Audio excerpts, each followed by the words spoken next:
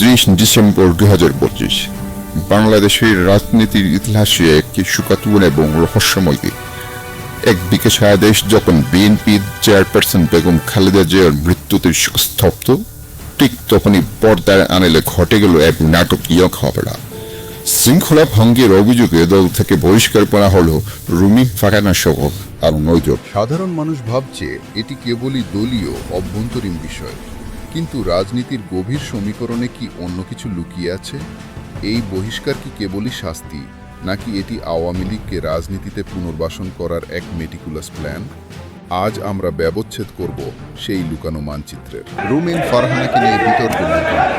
আমার পক্ষে একজন ডাক্তার উনি কথা বলেছেন, আমি কোনো গুন্ডা বদমাশের মেলা করি নাই, করতে চাইলে করতে পারতাম, গুন্ডা আনতে চাইলে গুন্ডা আনা যায়, অসুবিধা হয় না।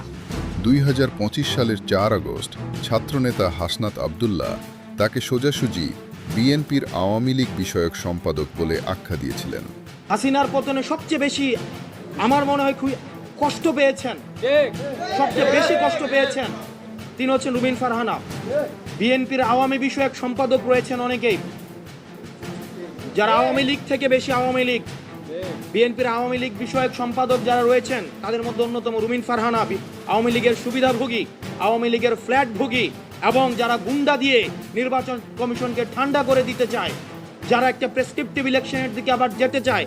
আমরা এই বিএনপির আওয়ামী বিষয়ক সম্পাদকদেরকে বলবো, আপনারা জনগণের পালসকে বুঝুন, 24 পরবর্তী জনগণের পালসকে বুঝুন। শুধু তাই নয়, নির্বাচন ইস্যুতে তার অবস্থানকে তিনি কঠোরভাবে সমালোচনা করেন। অন্যদিকে ক্যাপ্টেন মারুফ রাজুর মন্তব্য ছিল আরও বিস্ফোরক। তিনি বলেছিলেন, রুমিন ফারহানা যখন কথা বলে মনে হয় শেখ হাসিনা কথা বলছে, সে বিএনপির কেউ না। রুমিন ফারহানা যখন কথা বলে আমার কাছে মনে হয় শেখ হাসিনা কথা বলছে। বিশ্বাস করেন, তার যে হাত নাড়িয়ে নিয়ে বিএনপিকে কন্ট্রোল করা যাচ্ছে না, চাঁদাবাজিতে বিএনপি, অভিযোগে বিএনপি, খুব আপনি কে? আমি তো বিএনপি কেউ না। আপনার বাবা অলি আহাদ শেখ মুজিবের অনুচর ছিল, পরবর্তীতে সেখান থেকে বেরিয়ে একটা নাম ঠিকানা দিয়ে একটা ডেমোক্রেটিক লীগ না কি করেছিল, পাত্তা পায়নি। তাহলে প্রশ্ন জাগে, দল যাকে এতদিন আগলে রেখেছিল তাকে ঠিক বেগম জিয়ার মৃত্যুর দিনই কেন বহিষ্কার করা হলো? এটি কি শোকের আবহে বড় কোনো সত্যকে আড়াল করার কৌশল? এবার আসা যাক সবচেয়ে গুরুত্বপূর্ণ পয়েন্টে।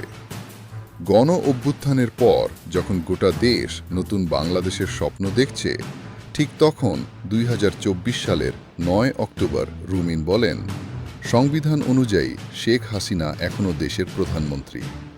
কেন এই দাবি? একজন ঝানু আইনজীবী হিসেবে রুমিন কি কোনো আইনি ফাঁক তৈরি করছিলেন? শেখ হাসিনাকে সাংবিধানিক বৈধতা দেওয়ার এই চেষ্টা কি কেবলই তার ব্যক্তিগত মতো ছিল, নাকি এটি ছিল আওয়ামী লীগের প্রত্যাবর্তনের জন্য প্রথম ইট বিছানো? এবার চলুন কেন এই বহিষ্কারকে মেটিকুলাস প্ল্যান বলছি। 1. Shift of identity. দল থেকে বহিষ্কার হওয়ার মাধ্যমে রুমিন এখন ইন্ডিপেন্ডেন্ট বা স্বতন্ত্র সত্তা। বিএনপি তাকে দায়মুক্ত করে দিল। এতে করে ভবিষ্যতে তিনি যখন আওয়ামী লীগের পক্ষে বা জাতীয় সমঝোতার কথা বলবেন, তখন বিএনপির গায়ে সরাসরি কলঙ্ক লাগবে না। 2. সেতু হিসেবে কাজ করা। আওয়ামী লীগের একটি বড় অংশ এখন নেতৃত্বহীন। রাজনৈতিক মহলে গুঞ্জন আছে রুমিন ফারহানার মতো লিবারেল এবং সাংবিধানিক বিশেষজ্ঞ তকমাধারীদের ব্যবহার করে আওয়ামী লীগকে একটি নতুন চেহারায় রাজনীতিতে ফিরিয়ে আনা হতে পারে। 3. বিরাজনীতিকরণের কাউন্টার। রুমিনের বহিষ্কার কি আসলে একটি সেফ এক্সিট? তাকে এমনভাবে মাঠ থেকে সরানো হলো যেন পরবর্তী কোনো অন্তর্বর্তীকালীন সংকটে বা বিশেষ কোনো রাজনৈতিক ডিলে তাকে তৃতীয় পক্ষ হিসেবে উপস্থাপন করা যায়। আর আমার যেহেতু মার্কা নাই, আমি সবার প্রার্থী। বহিষ্কার মানে কি বিচ্ছেদ, নাকি দায়িত্ব পুনর্বণ্টন? রাজনীতিতে মাঝে মাঝে পিছু হটা মানেই হলো বড় কোনো লাফের প্রস্তুতি। বেগম জিয়ার মৃত্যুর দিনে দলীয় শৃঙ্খলা ভঙ্গের অভিযোগে এই 9 জনের বহিষ্কার কি শুধুই আইওয়াশ, নাকি এর পেছনে লুকিয়ে আছে শেখ হাসিনাকে পুনরায় রাজনৈতিক স্পেস দেওয়ার কোনো মাস্টার প্ল্যান? রুমিন ফারহানা কি সেই দাবার ঘুঁটি যাকে ব্যবহার করে আওয়ামী লীগকে আবার পুনর্বাসিত করার নীল নকশা সম্পন্ন হচ্ছে? আপনার কি মনে হয় এই বহিষ্কার কি সত্যিই শাস্তি, নাকি এক সূক্ষ্ম রাজনৈতিক চাল?